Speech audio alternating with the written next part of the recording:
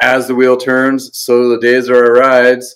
And with John here being within the industry for, how long has it been in industry? Bike shops through manufacturing, probably about 50 years. Wow, that's a good chunk of time. And as myself, 35, we've seen a lot of changes over those years, ups and downs and sideways. I think a lot of us can agree is we've never seen anything like this all happening at once. And it's kind of interesting times, to say the least. And which leads to basically today's topic. And the headline. Today's show is brought to you by Bikes, where you can find bicycles that won't break the bank. Great brands like Univega and Vin Diesel, but give you a good quality, safe ride to be able to do those extended rides and get into cycling. You'll find a link below with added savings to extend that adventure starting now. For people, this is a bicycle retail industry news, and this has been around for, for how long as a news syndicate for us bike shop people. But this is one of the articles that released last week. PeopleForBikes urges industry action as Guardian calls for crushing new tariffs. The new tariffs, when you read this article, they want to increase tariffs 50% on steel, and that sounds like a blanket statement. And what does that really mean? That's where I really kind of want to give it a little more light. The reason being is, yeah, we hear that, but what does that mean? John, I mean, you read this article and you know what they're trying to do, a call to action for. PeopleForBikes, they're trying to be proactive on this, and there is a link to this in the description below, and there's also a deadline on the 21st to chime in, basically to try to negate this from happening. So it hasn't happened yet. John, what do you think about how they are trying to get this to the public, or is it more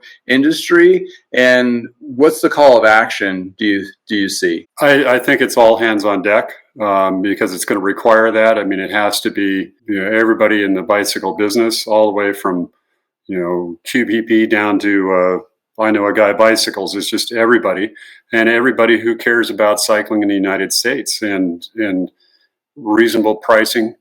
The impact, I mean, this is the word that pops in mind, it would be catastrophic, I think, for the U.S. bicycle industry, cycling in general. So, yeah, I mean, well, we'll get into the tariff bit. That's another section of how it's going to affect us. But yeah, they're trying to bring the light of what's been called of action. Guardian Bikes is one of the components of this. Guardian Bikes makes kids' bikes here in the United States. They do have an assembly plant in Indiana. Yeah, and they have plans opening up, or if not already, open up another facility to build bikes, basically weld them together, painting and all of that, which, sounds warm and fuzzy and, kind of where our current administration is trying to drive. But as, going back to your Trek days in the 90s and when they were building bikes, frames and parts, how much of that can they really do currently, what they were trying to do back then, and what's the missing components of back then that we still have to rely on from products coming out of country? As a bike manufacturer, you're always looking at how you stay competitive. We were always comparing, like, what would this bike cost if we built it ourselves versus if we imported it from a Giant or a Merida or somebody like that, Ideal. You're looking at how much does it take to get it in a bike shop, either an import or built in the United States. The problem here is that there is nobody really building frames of any note in mass quantities. There's, the business itself is pretty expensive to set up in the United States because there are so few vendors for it, all the way from componentry to, tubing, places to build, all that kind of stuff. It does not currently exist, with very few exceptions, somebody like Guardian. And, hey, all power to them. Just, I hope you can do it, but it's a tough thing to do. You think about the Schwinn heyday, for over 50 years and more, they were able to build bicycles in the United States, and they were surrounded by various suppliers that were building all those parts that said Schwinn approved on them and that type of thing. And even then, Schwinn never used an American-made derailleur while they were building bikes in Chicago. They never used American-made brakes, hand brakes. They were coaster brakes and things like that from England and from America. All that's gone. I think I'm probably overstating the topic, but it's you're always looking at what is the market price, who is the competition, and where are they building, and how much it costs to build that bike and get it out the door. Being a Trek dealer in the 90s and seeing Trek trying to produce bike frames and expanding upon that to a certain point, but they had a blow-off valve in the early 2000s where they basically shifted everything back overseas or to overseas because like you said, to compete, basically, to keep relevant, to have that edge. And they tried, and so did Cannondale and various other brands out there, and trying to switch, the gears. And I don't think there's there's a few companies out there. I think Kent Import or International, they had a Univega plant. They were doing assembly, and a couple others. They're trying to do like the smaller scale bike production or assembly here in the States, but Guardian was a little bit more trying to get the whole package. To have them propose a 50% tariff on steel and aluminum, what would drive that for a bike company to do something like that? I don't know. It doesn't make sense to me. I mean, what that means is you have to not only there's a basic tax on the steel, but if that steel is from, say, a country that the tariff on steel from one country to the next, it's not all the same. It might be more from China versus, some place in Europe or whatever.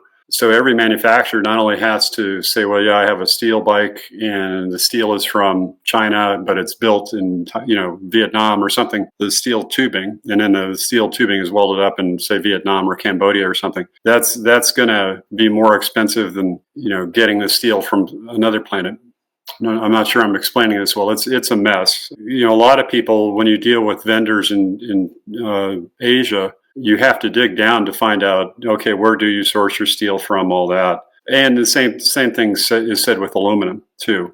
It's going to require a lot of work. These tariffs are what's called a stacked tariff. So there's already, I think bikes were already around 25% or whatever the current thing is for a bike coming in the United States. So this is a tax on top of that. It doesn't, the new tariffs or whatever do not take the place of what is currently there. So I don't know how we can prepare for this. It's really, really a difficult environment. I mean, do you think Guardian has a source in the United States to get the tubing and steel for their own bikes? And that was kind of the perspective? I don't know a lot about Guardian. I suspect that they were using probably it's not the kind of tubing that an enthusiast, if they're building steel bikes or whatever, the bikes are not an enthusiast level. It's maybe more of a mass market level, I think. Again, I probably should have looked into them a little bit more before we got into this, but they're not building bikes to compete against Trek, Specialized, Giant, Cannondale. They're not there. And they're primarily just a kid's bike line too. So right. It's interesting that they have really just a smaller niche about the whole spectrum of bikes, and they're really calling to action on this. And it's not just them specifically. I forget which group in addition to is trying to increase tariffs on that. So thanks for trying to explain what is almost unexplainable in the perspective, but it is definitely something that we really want to take a look at. This particular increase would not just affect cycling industry, it would affect so many different industries within the companies that are trying to do what the plan is, building stuff here in the United States and so forth. But a lot of materials, like you mentioned, are still sourced out of the United States and has to come in, and that just drives the cost.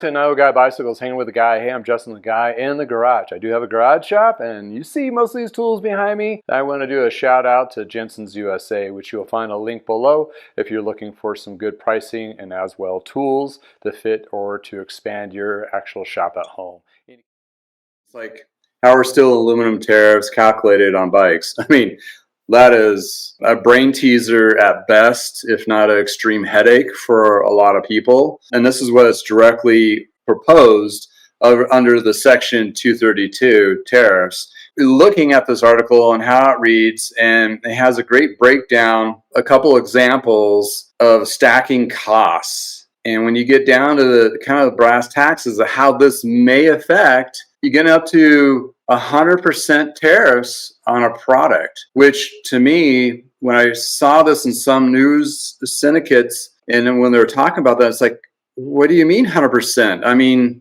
we don't even have 100% margin on products. I mean, how's this even going to play? So my question, which kind of on this particular article directly drills to how American companies like Trek and Specialized, how are they going to be able to navigate through these particular hardships, that kind of thing, where they're getting products from these, once, from China or partially from China and Taiwan. We've never been here before with this kind of thing, so it's everybody's going to have to. It's kind of like we're just kind of groping for how to make the things work. I mean, we've never seen anything like this at any point in the bike industry. Like there's one line in there: you better get a good customs broker. Somebody who, they're somebody a lot smarter than I am. They can sit there and grind the numbers day in, day out and tell you, okay, here's how to minimize the damage to your pricing structure. But the other thing this is going to be bad if it goes through, but it's just like the way things are right now. There's this volatility to it's. Oh, okay. Well, now we're not so mad at that one country. We're going to change it, and so it's up, it's down, it's around. It's just a very chaotic, volatile environment.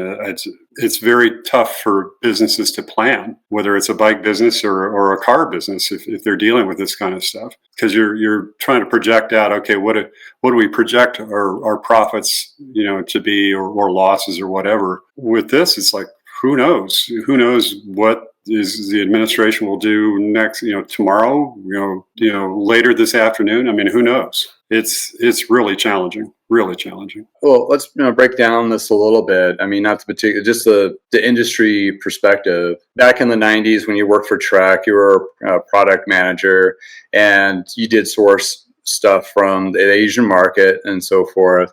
And tariffs have always been around. How did, if any, major tariff changes when you worked there?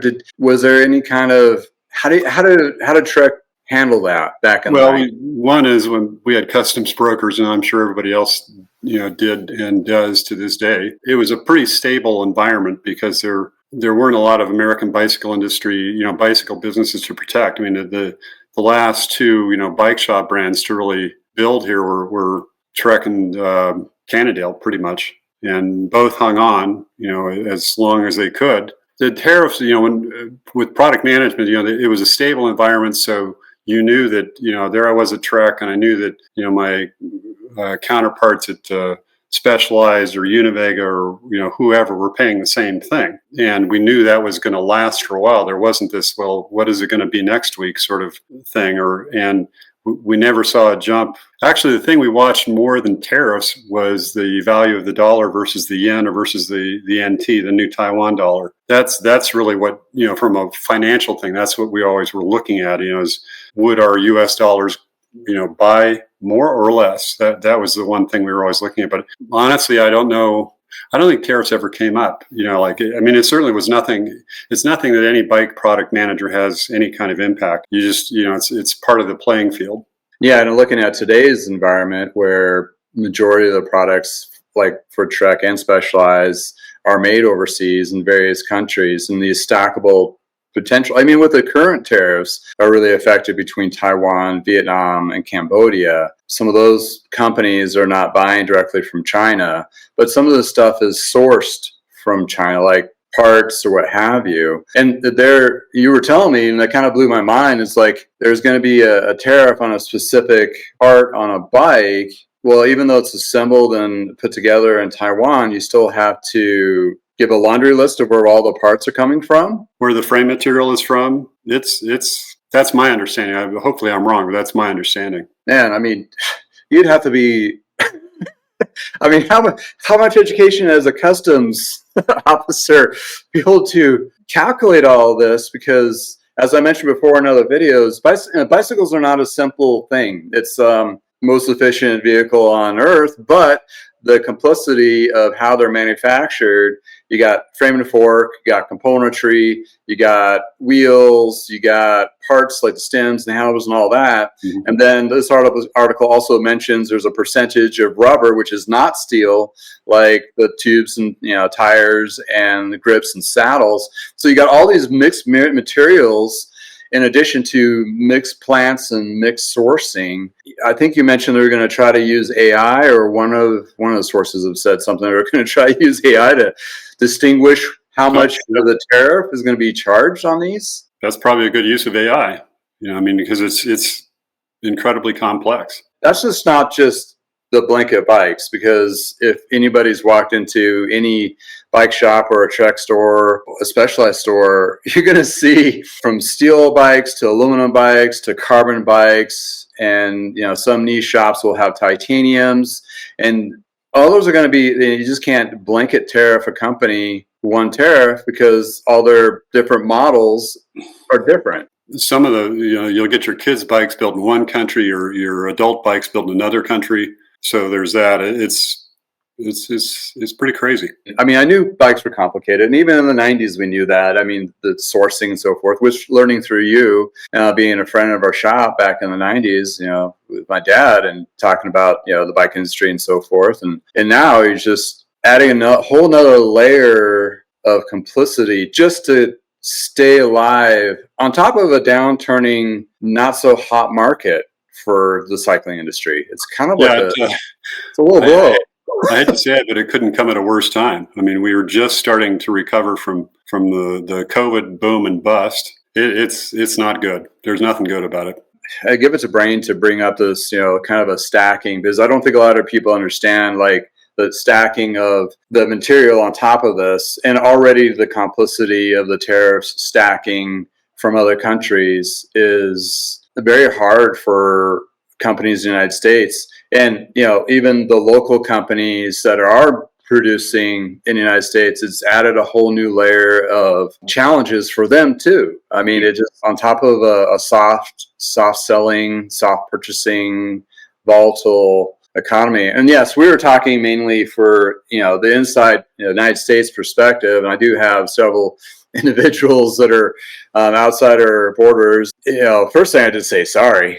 I mean, it's not just, this whole train wreck is not affecting us individually. It's going to be a global thing, and you're affecting global companies. I mean, yes, Trek's a United States company, but they're a global frontliner for a lot of bikes being shipped and produced and shipped to all the different markets around the world, as well as Specialized. I shouldn't leave them out, but a lot of other companies.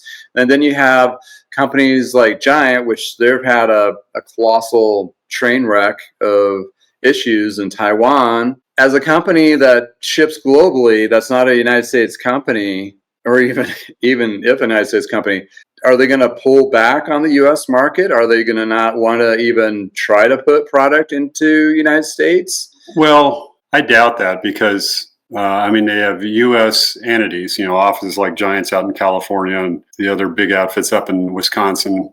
It's pretty level playing field. I mean, there's so everybody's in the same mess.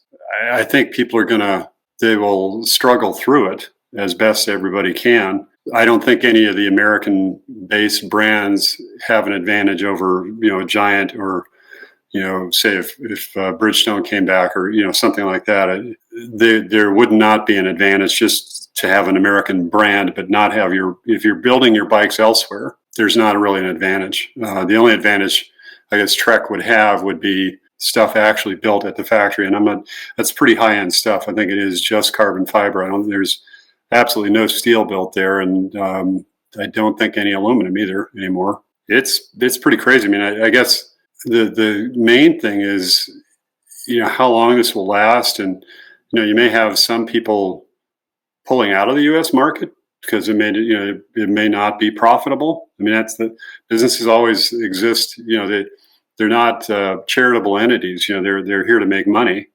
and people's sales can't support the cost of doing business, and they might pull out. I've not heard of that.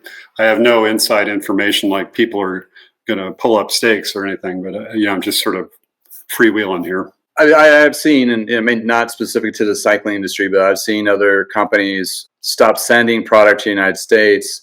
Well, one is the cost. And it was like one clothing company, I think it was in Australia. And I saw a news article from the Australian news, and they're like, well, we can't there's not enough profit to send it to the United States. And then all of a sudden DHL's like, we're not shipping to the United States. And then I think I just saw somewhere this morning about UPS basically throwing stuff in a dumpster that no longer allowed to be here through the custom direction. I'm like, where's that dumpster? It's like, I'm going to go diving. It might be crunching stuff up, Justin. It might not be, biscuits. Give myself some new titanium stuff. I don't know. Yeah, the second part of it is just kind of, when I read this yesterday, it just blew my mind. And this basically hit last week. Thank you for watching the latest installment of the top news of As the Wheel Turns, So Do Days of Our Rides opinion piece. Hopefully you got some insights of what a perspective of a bike shop is with the current events that are going on around them. Yeah, it's still a little muddy waters, but week in and week out, we try to do our best and navigate that for our customers and community. Well, in any case, thanks for hanging out with me in the garage. If it's nice in your neck of the woods, please go for a ride. Until next time, have a wonderful day.